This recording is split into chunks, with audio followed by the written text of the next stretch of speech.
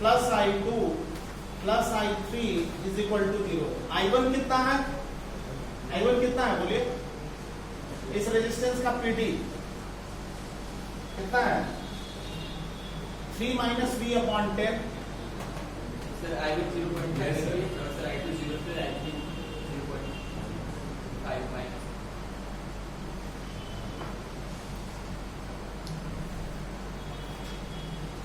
10 ओम में निकालना है ना, देखो 10 ओम में निकालना है, मतलब तीनों में निकालना है। I1 हो गया 3 माइनस V अपॉन 10।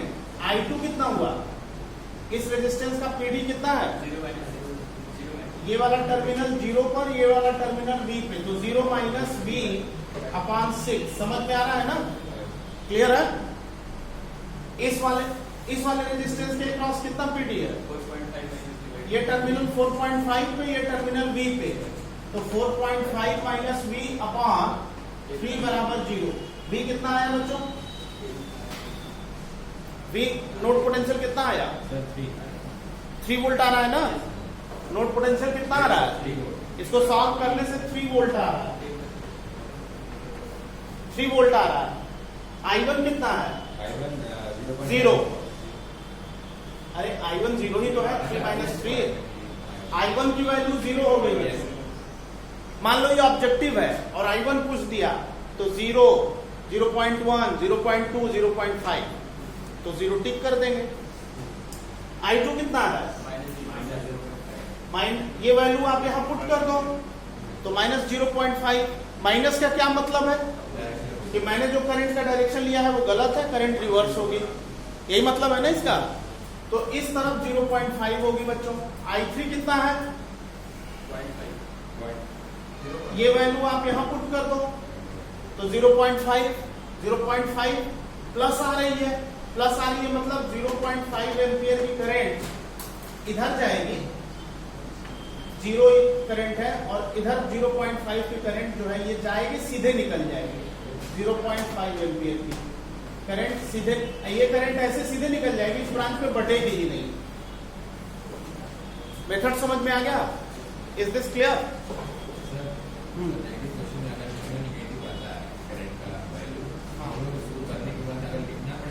लिख दो तो ज्यादा अच्छा है कि current is opposite to the considered direction, अगर नेगेटिव आ रहा है तो। Method, is this question clear बच्चों? क्वेश्चन नंबर 39 देखिए, क्वेश्चन नंबर 39 ये है, सोच के करिएगा। 3 सेल्स लगे हैं बच्चों, 3 सेल्स लगे हैं, और नीचे भी 3 सेल्स लगे हैं, 3 सेल्स लगे हैं। इस ब्रांच में रेजिस्टेंस एक लगा है, यहाँ पे एक रेजिस्टेंस है, यहाँ पे एक रेजिस्टेंस है। वैल्यूज हैं 2 वोल्ट, 2 वोल्ट, 2 वोल्ट, नीचे वाली वैल्यूज भी 2 वोल्ट ही है बच्चों, और रेजिस्टेंसेज हैं, ईच रेजिस्टेंस 1 ओम। सर्किट बनाइए, क्वेश्चन लिखिए।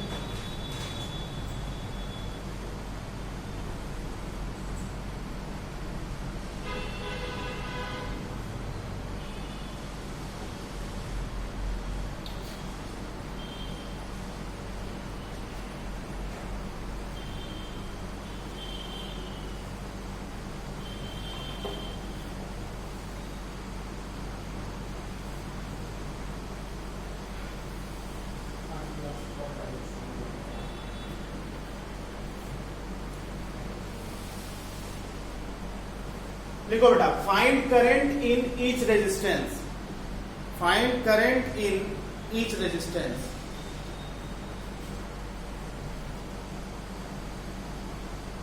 Find current in each resistance.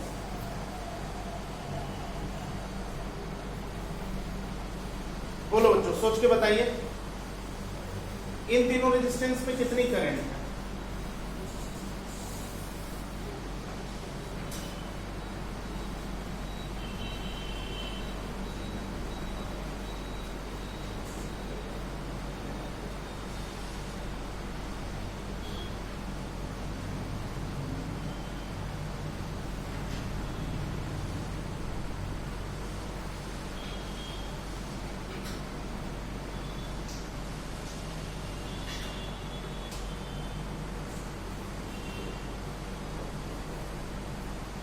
Carefully.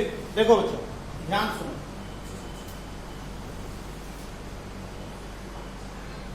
इसका बहुत सिंपल मेथड बताता हूं।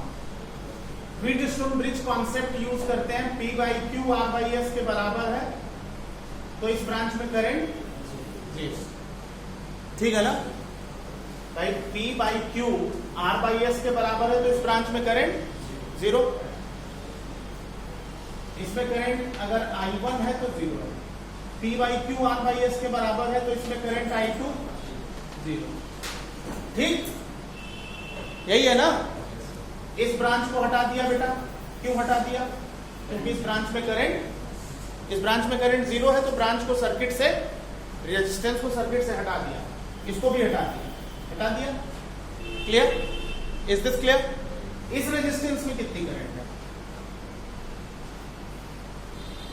इस रेजिस्टेंस में करंट है, अगर करंट हम लें तो टोटल ईएमएफ, इस सर्किट का टोटल ईएमएफ कितना है? करंट है total EMF upon total resistance, यही है ना। इस सर्किट का टोटल ईएमएफ कितना है? ये इधर दे रहा है, ये इधर दे रहा है, ये इधर दे रहा है, ये इधर दे रहा है, ये इधर दे रहा है, ये इधर दे रहा है। नेट ईएमएफ कितना है? जीरो। जीरो बाई वन यानी जीरो। तीनों रेजिस्टेंस में करंट जीरो है। वेरी सिंपल क्वेश्चन भाई। इस सर्किट का नेट ईएमएफ लेंगे तो 2 + 2 + 2 -2 -2 या -2 + 2 + 2 ब्रैकेट में लिखते हैं, तो 6 इधर हुआ, -6 इधर हुआ, तो जीरो हो गया। Every resistance has zero current, यही आंसर भी दिया हुआ है। कोई दिक्कत इसमें? क्लियर है बच्चों? 40वां इसी कॉन्सेप्ट पे है, कर लीजिएगा, कोई दिक्कत नहीं है। कह रहा है कि what should be the value of capital R for which current in it is zero, बताइए देता हूं। क्वेश्चन नंबर 40 देखो बच्चों, question number 40। There are 5 resistances. 5 resistance होता है तो कौन सा कॉन्सेप्ट लगता है? व्हीटस्टोन ब्रिज का। यहाँ एक बैटरी है, यहाँ एक मीटर है, सर्किट इस तरह से लगी हुई है। देखो बेटा 10 ओम 5 ओम, दिस इज 10 ओम, ये 10 ओम है और ये 5 ओम है। बीच वाली जो ब्रांच है वो कैपिटल आर है। सर्किट बना के क्वेश्चन लिखे। बैटरी 6 वोल्ट की है बच्चे, सेल जो है वो 6 वोल्ट का। सर्किट ड्रॉ कीजिए।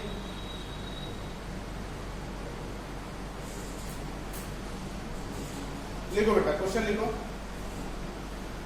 For what value of capital R, for what value of capital R, for what value of capital R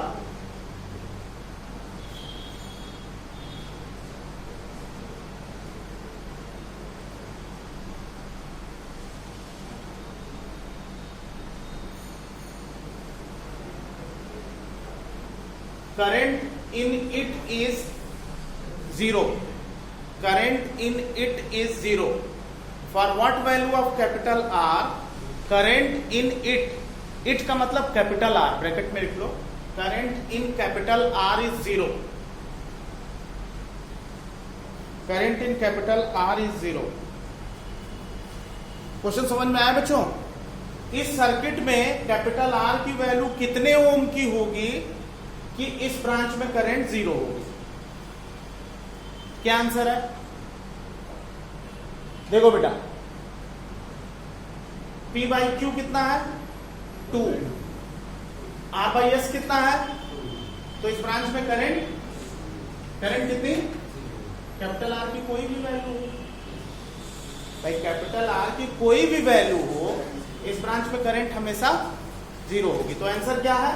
for any value of capital R, for P by Q R by S के बराबर है, तो इस branch में current zero होगी। Wheatstone bridge concept लगा दिया, तो इसका आंसर आप लिखेंगे for any value of capital are, current in capital R will be zero, because this is balance Wheatstone bridge.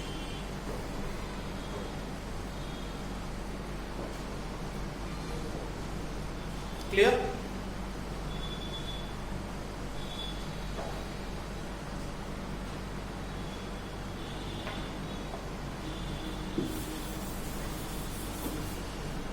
देखो बेटा, नेक्स्ट क्वेश्चन जो है, क्वेश्चन नंबर 40 जो है इस तरह, हाँ 40 करा दो। हाँ ये क्या चीज, हाँ हो जाएगा ना 40, करा दिए। हो गया है, मैंने करा दिया है ना। नहीं नहीं, ये वाला 41 है, सॉरी 41 क्या है सर्किट, बताओ बच्चों। एक सर्किट ये है, क्या क्या आंसर है इसका, ये टर्मिनल ए है, ये टर्मिनल बी है, R R R R R R, equivalent between A and B. ये फर्स्ट पार्ट है 41 का, क्या आंसर है, क्वेश्चन नंबर 41 का फर्स्ट पार्ट है, क्या आंसर है आर ए।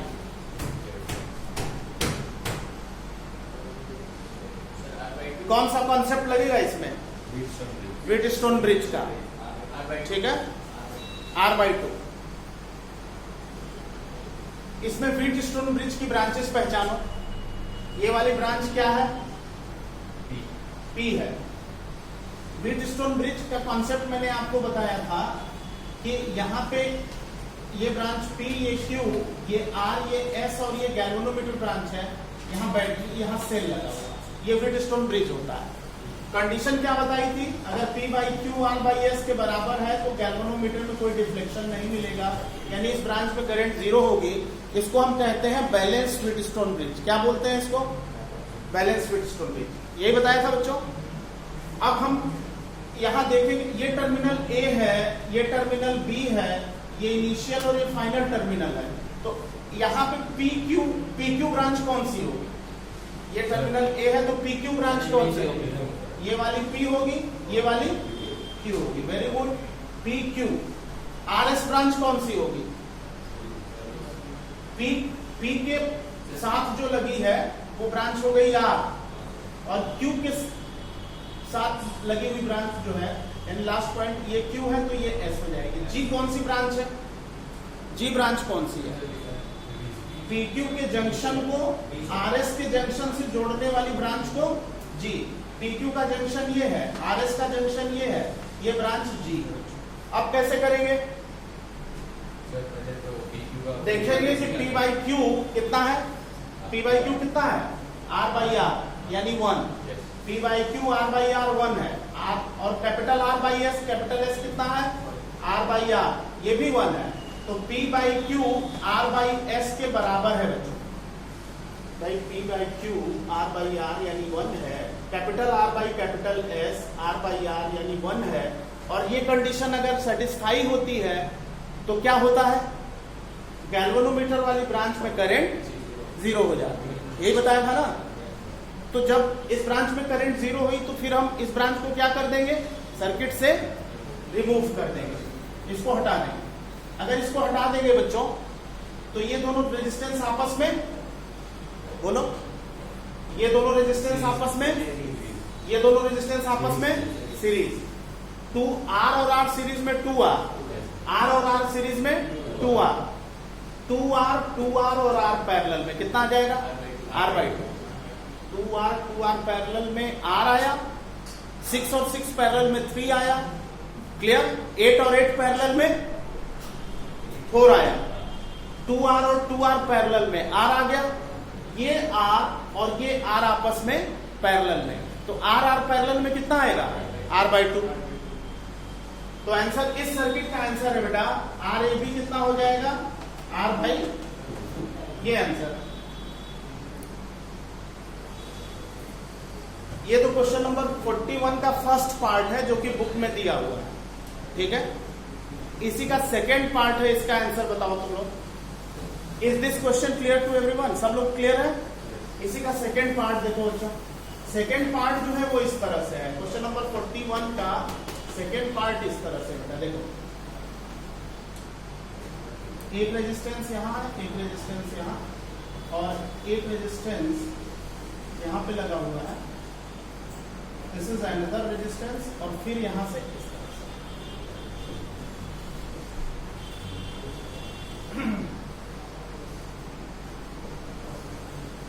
देखो, ये जो दिया हुआ है वो इस तरह से बेटा,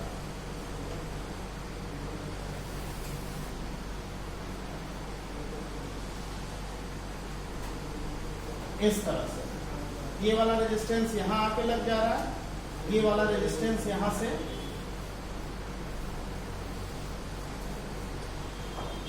ये वाला रेजिस्टेंस बेटा यहाँ से ऐसे जाके ऐसे लग जा रहा है। ये टर्मिनल ए है, ये टर्मिनल बी है, every wire every resistance R है, स्मॉल आर ए बी कितना, ये सेकेंड पार्ट है क्वेश्चन नंबर 40 का। क्या आंसर होगा?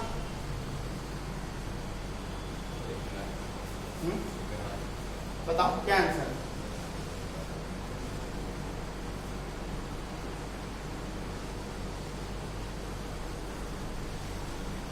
ये जंक्शन है, equivalent resistance between A and B कितना है ये आपको बताना है।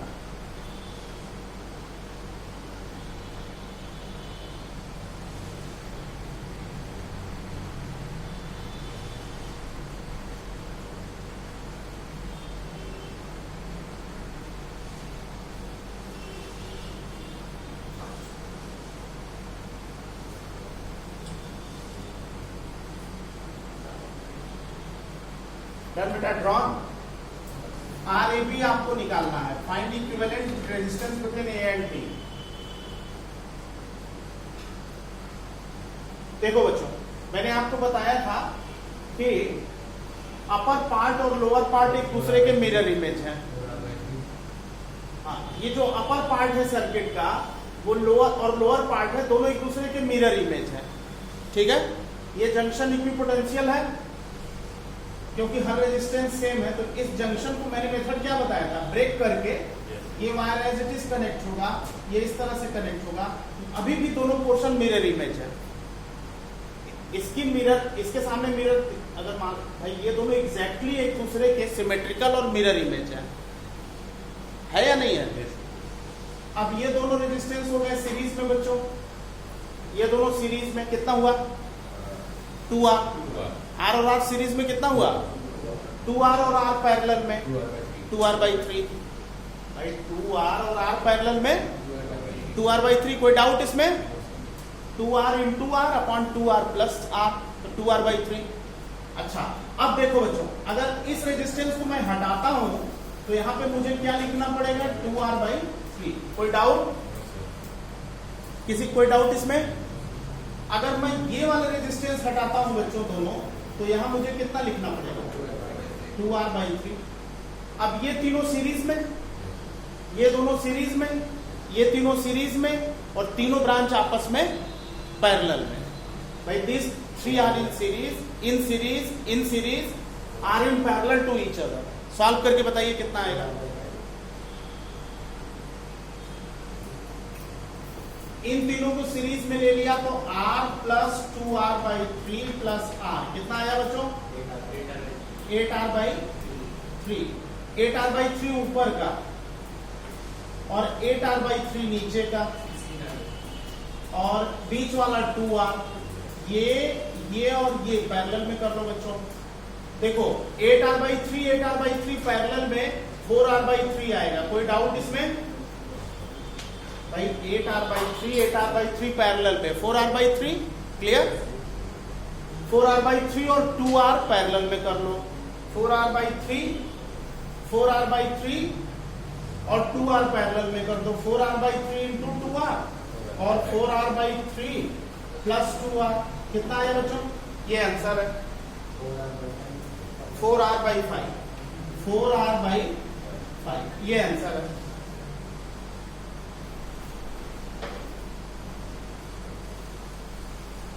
Is this clear? ठीक है, आगे जाना है।